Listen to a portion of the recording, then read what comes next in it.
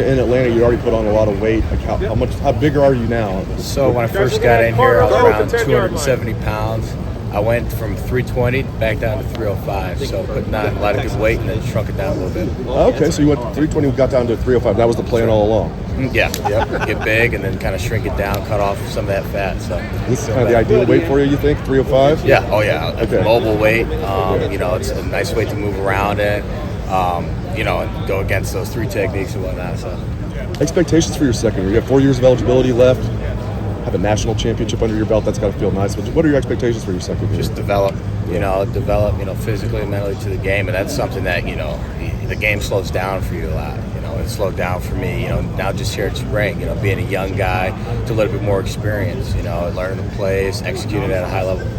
Coach Bowen seems like a really good guy. We've got a chance to meet with him. What stands out about him as an O-line coach? Absolutely love him. Absolutely love Coach Bowen. Not even just his personality, but the way he teaches the game of football. I think it really translates, and the information he's saying in these meetings, really sticks in our players' minds, especially me.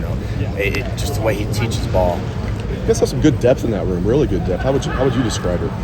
Yeah, we got the guys. We got the guys in the room.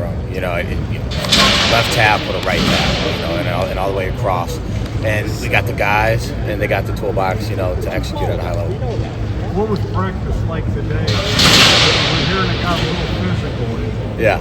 Kids stepped up a little bit. Yeah, guys are just going after it. The practices are physical. It's at a high level. And at the end of the day, it's, best versus best. So they can get a little chippy sometimes. But you guys were hitting. Yeah. We were getting after it.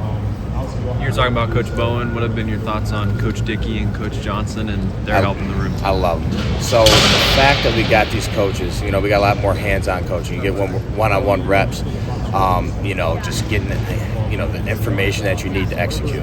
So it's really on us to go ask them questions after practice. Can we work after, practice on this drill? It's really up to you to put the tools in your toolbox because we have all the resources we need.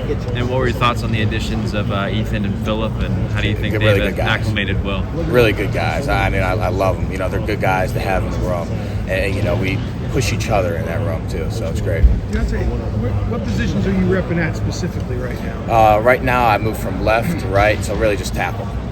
Tackle? Yeah, yes, sir. Josh Fryer was somebody Last that question was for Deontae. a leader in that room for a couple of years. What is it like now working without him in the room, and then what kind of presence did he leave behind? Yeah, so those older guys kind of laid down a foundation for us. They taught us the ins and outs, and they left us with a lot of knowledge, for when after they left.